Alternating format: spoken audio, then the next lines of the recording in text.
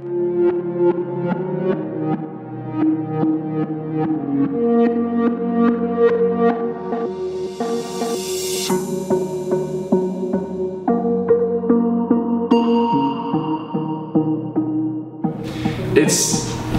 also crazy to think about how dating has changed.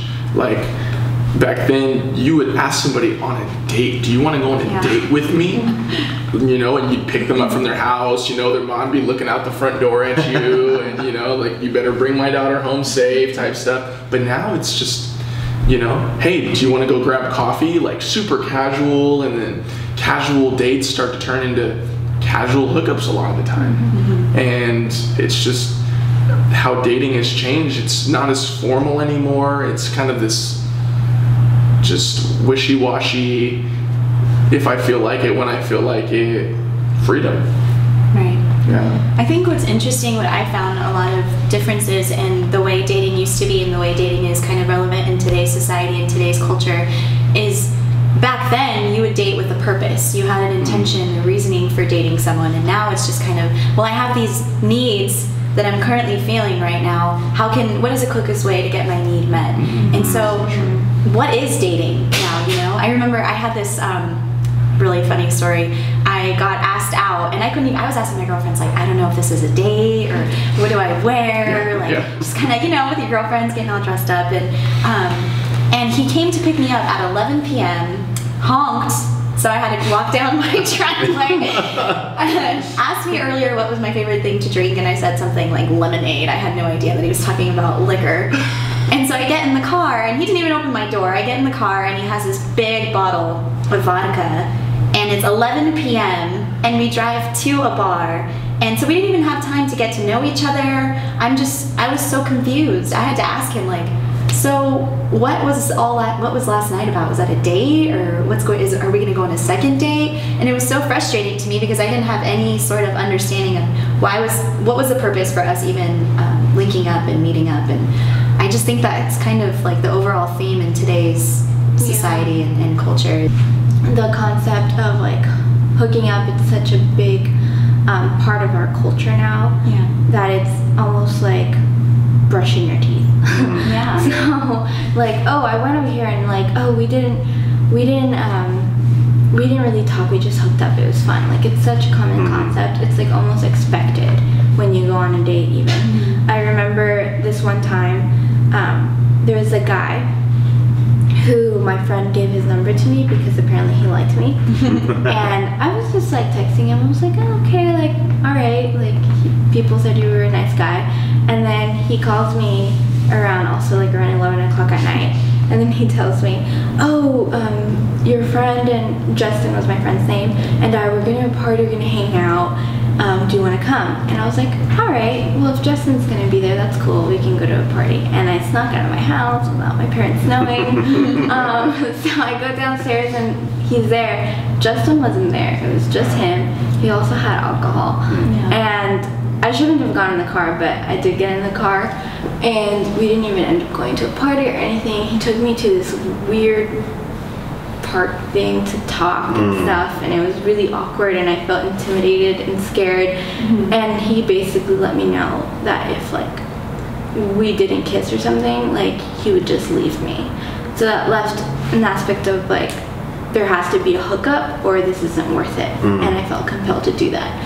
So that just shows the type of society we live in. Like, it's just expected. Like, you either give it to me or this isn't cool, this isn't, you're not really part of what society is about. So that was like a really bad experience, and it's like really sad that that's what we've come to. Yeah, it's interesting that the narrative that we find in scripture is the narrative of, it's countercultural. And so hooking up is not something as believers we do, because you look at hooking up and why we hook up, there's always reasons of why we hook up, whether it's to feel, you know, a bond with the person, whether it's to feel connected with the person, whether it's to feel special or to fill a void or whatever it is. There's always a reason behind it. And so as followers of Jesus, we got to follow the words of Christ, and we got to follow his example because hooking up is so easy. Like you're saying, Mike, about dating and all that, and how it's changed.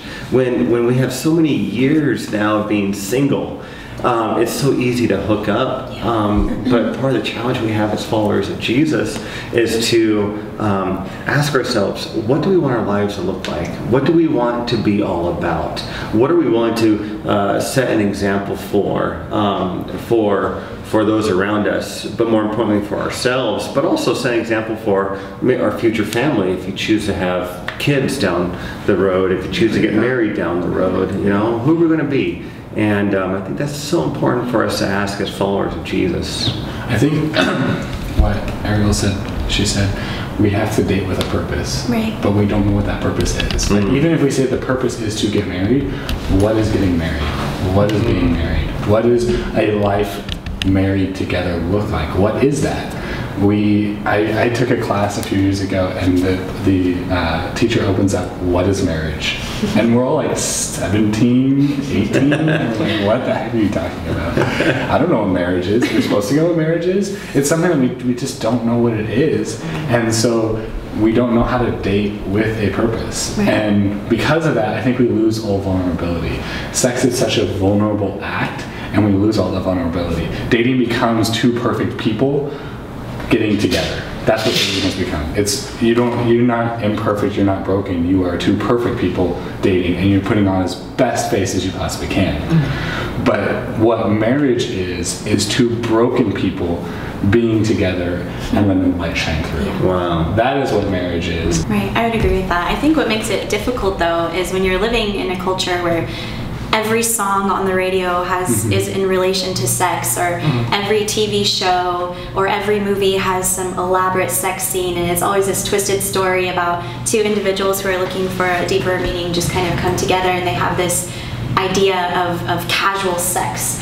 And that really frustrates me, because I feel like it eliminates the simple idea of the practicality of just establishing a friendship with someone and really getting to know who they are, and then deciding if you want to move forward from that point and pursue something deeper. But just being practical and realizing that you are two people that have a lot of differences. You have maybe a lot of similarities, who knows? But there's no pressure in making it something that it's not yet. You guys are starting at step one, and that's developing a friendship.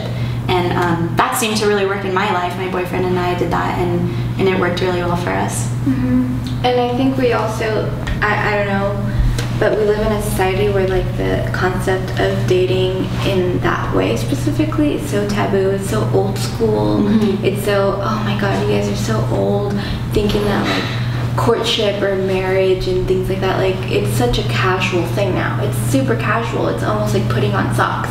You know, like, oh, I like this guy, we're gonna hook up, and then maybe we'll date, or maybe I'll like him, or things like that. And it's not like that. It's not old school. It's just part of being human. Like, it's in our DNA. That's how we feel. That's how it is. Like, why do you think that the most healthiest relationships are the ones that wait and are the ones that take that emotional and friendship aspects to a serious level? Yeah. That's what we're actually trying to achieve. It's not old school. It's the right way, in my opinion. But I guess people are just so frustrated and can be so impatient. And it's just the thing that's in now is just to hook up and see where that goes, and then maybe somewhere along the future something will happen, when most likely sooner or later it's just going to end up bringing more problems and like destroying more of the inside that you have. Yeah, I would agree. Yeah, I think too, at the bottom line is we all want to be accepted holistically. Yeah. And just even knowing that somebody would have sex with you, it's just so comforting to know that somebody would embrace you in your rawest, most vulnerable state. And I think a lot of times we're looking for that acceptance. Not only knowing it, but achieving it really kind of makes you feel good about yourself. You know, but where are we finding that satisfaction of who we are, you know? And if we're looking for it in the wrong places, you know, in a broken person, we're not going to find fulfillment there. We're not going to really find acceptance there. But when we look to the right place, when we look to Jesus, you know, and we put our trust and our hope in the most intimate places in our heart, we give to God. And we say, you know, God, I'm struggling with this, and I'm dealing with this. I don't feel reciprocated. I don't feel accepted.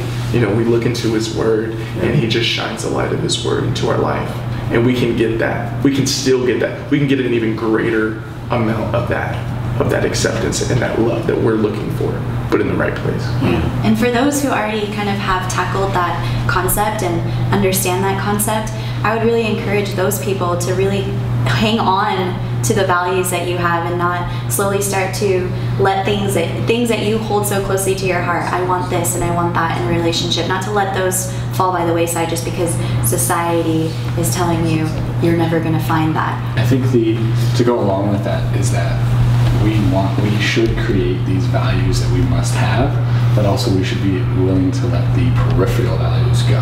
Because if we're not saying that, then we create this perfect thing that will never happen ever, and we are always working towards it, and we'll never be ready for it. So if we're not willing to let these values go, we will never reach it, because these are the values that are important. And those things are what we should be looking for. Those things are the things we should develop before we start dating. That we should develop in a friendship and say, wow, we actually match.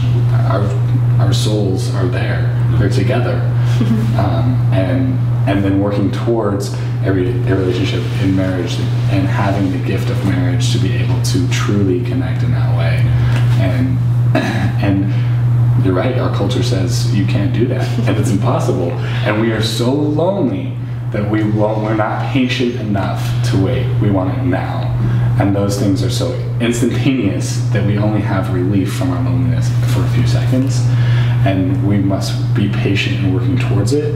And the pain is difficult. It is so hard to work through that pain of loneliness, but it is worth it because you are working towards a lifetime of togetherness.